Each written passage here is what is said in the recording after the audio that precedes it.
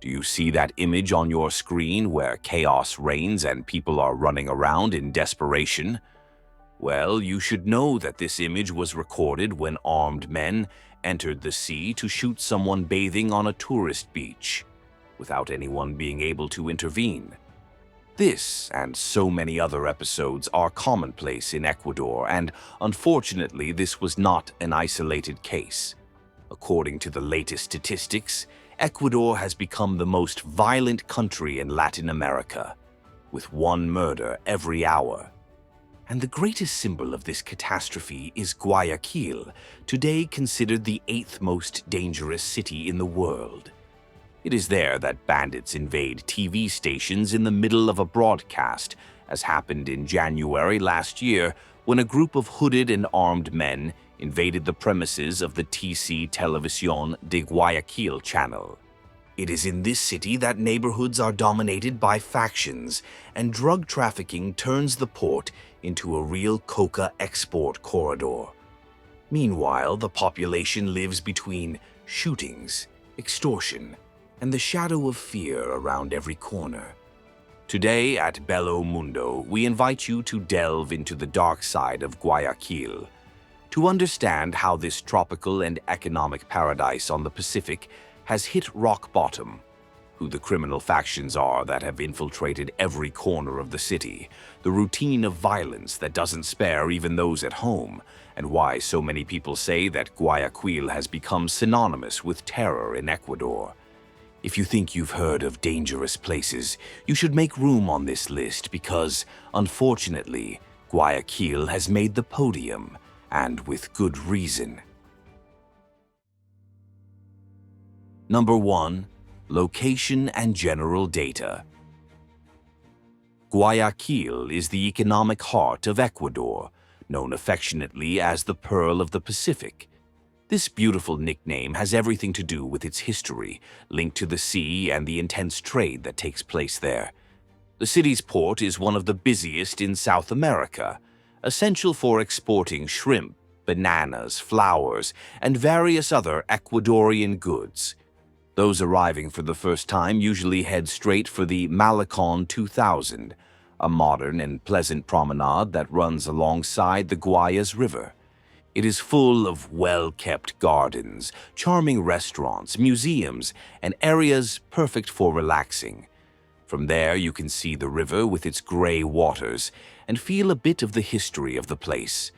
And for architecture fans, just take a walk through the nearby streets to discover historic buildings, old churches, and monuments that tell us about the colonial and Republican periods. Neighborhoods like Las Peñas and Cerro Santa Ana enchant tourists with their colorful houses, picturesque hillsides, and endless steps that lead to viewpoints perfect for a good panoramic photo. At night, these places bustle with people enjoying typical Ecuadorian cuisine such as ceviche, shrimp encocado, and patacones, which is a delicacy made from pieces of fried green bananas. This is the sunny and vibrant side of Guayaquil, which is home to a large part of the country's GDP and often hosts important international events. At first glance, the city seems to be growing at full speed, with skyscrapers constantly appearing on the horizon and a rapid pace of development. But behind this modern image lies another, darker reality. That's why Guayaquil has also earned a less pleasant nickname, Guayaquil, a clear reference to the English word kill. And it's no exaggeration. You only have to look at the local newspapers to see how common murders, kidnappings, and extortion are, leaving the population in a constant state of alert and fear. Number 2. A port in chaos.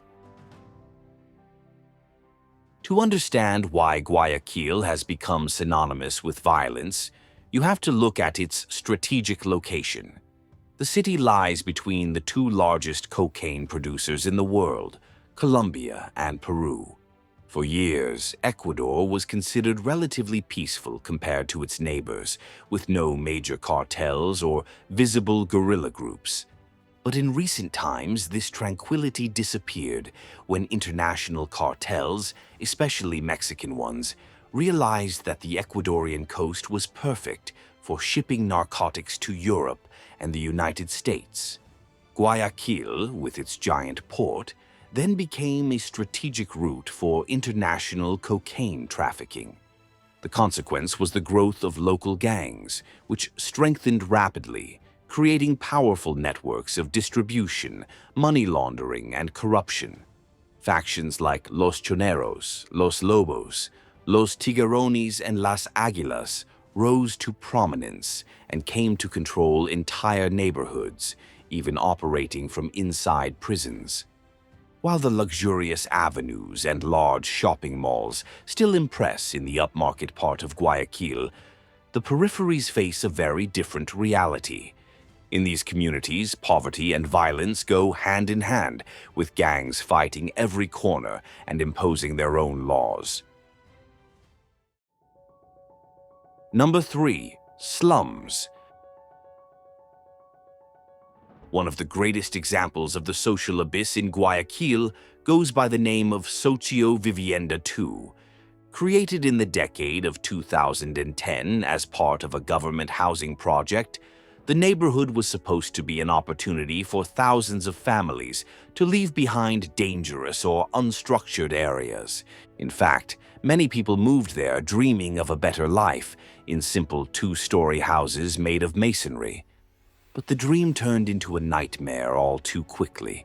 The gang soon realized that this place was perfect for hiding drugs, storing weapons, and recruiting young people with no prospects of study or employment. Over time, this community became a war zone, where shootings are frequent even in broad daylight. At critical times, even basic services such as public transportation stop working because of the violence. Another place that reveals this contrast is Mount Sinai. If in tourist photos you see beautiful streets and modern buildings, up on the hill the reality is different. Dirt streets, makeshift houses made of wood and reused materials, lack of basic sanitation, and no drinking water. Residents also say that extortion happens constantly, with gangs charging an informal fee, known as a vaccine, to guarantee the safety of those who live there. In this scenario of fear, there are even invisible borders within the neighborhoods. Residents know that they cannot cross certain streets dominated by rival factions at the risk of being attacked.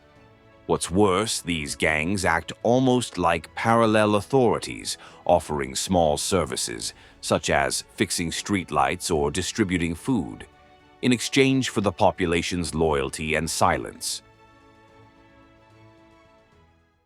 Number 4.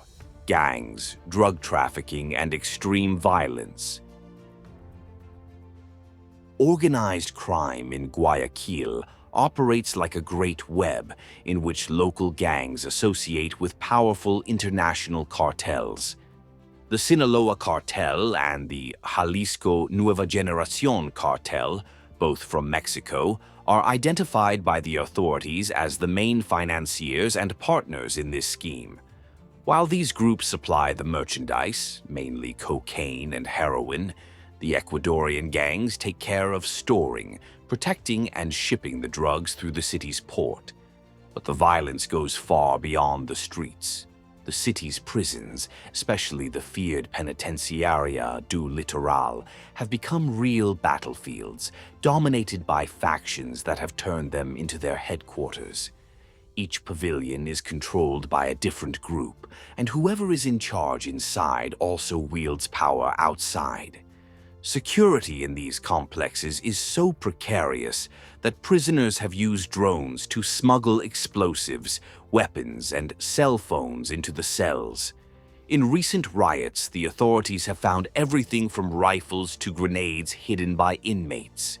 When fights break out, the scene is frightening.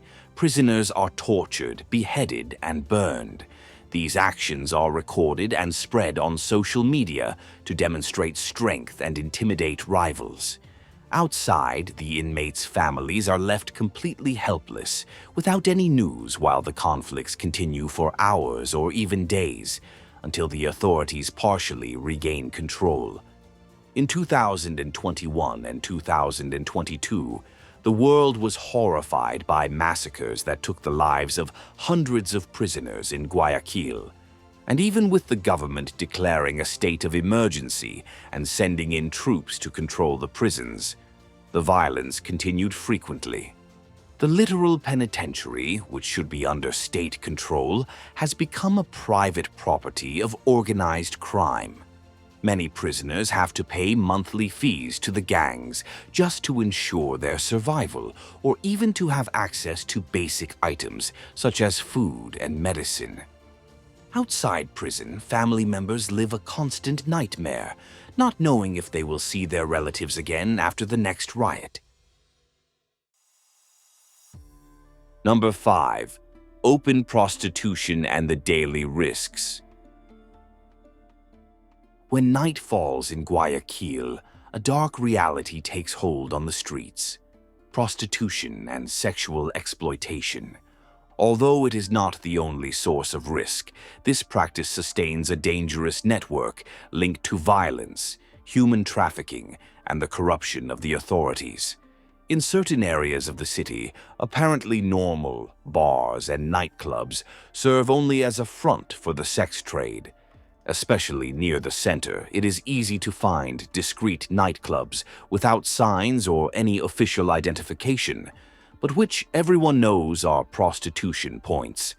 Inside these places, women, many of them teenagers and migrants from neighboring countries, offer their services in precarious conditions, controlled by local gangs who operate behind the scenes.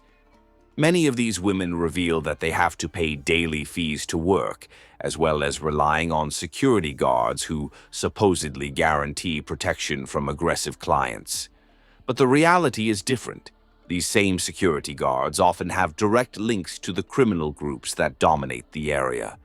In more remote neighborhoods, the situation worsens dramatically. These are dark streets with no effective police patrols, full of drug users openly consuming narcotics, and women who see the world's oldest profession as the only way to survive. Reports of exploitation of minors are frequent, but reporting these crimes is very difficult. Fear, mistrust, and often the complicity of the authorities end up keeping most victims silent.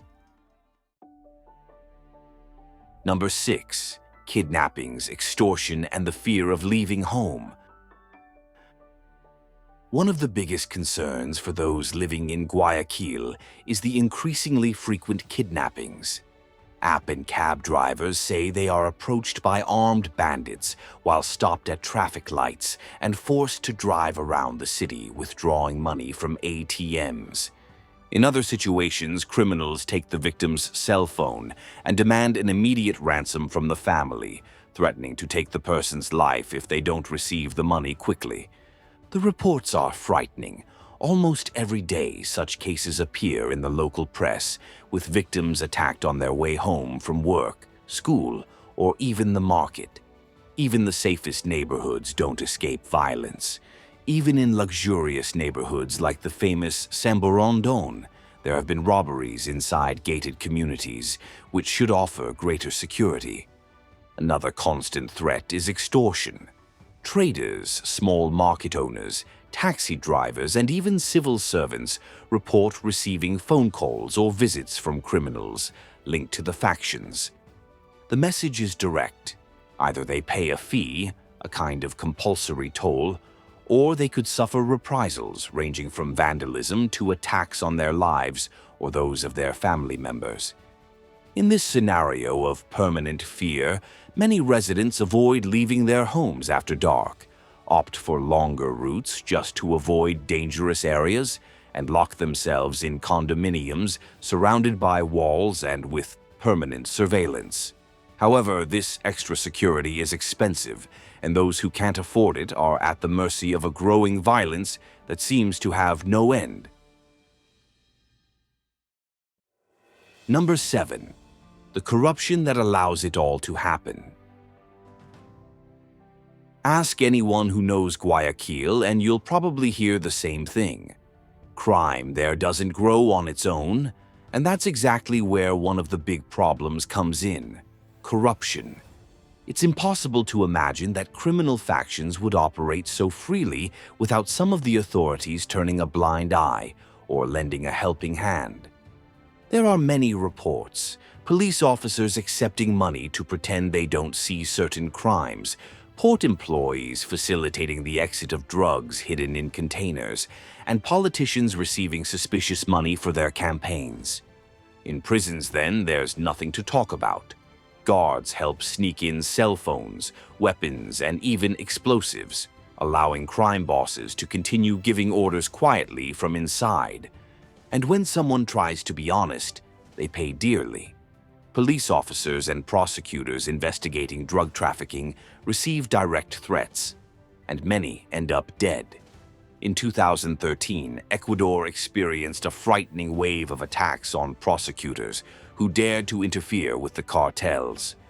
The message is clear: investigating organized crime can cost you your life. The worst thing is that, without real punishment, the cycle continues. More corruption generates more impunity, and the more the gangs grow, the easier it is for them to buy the silence and protection of the authorities.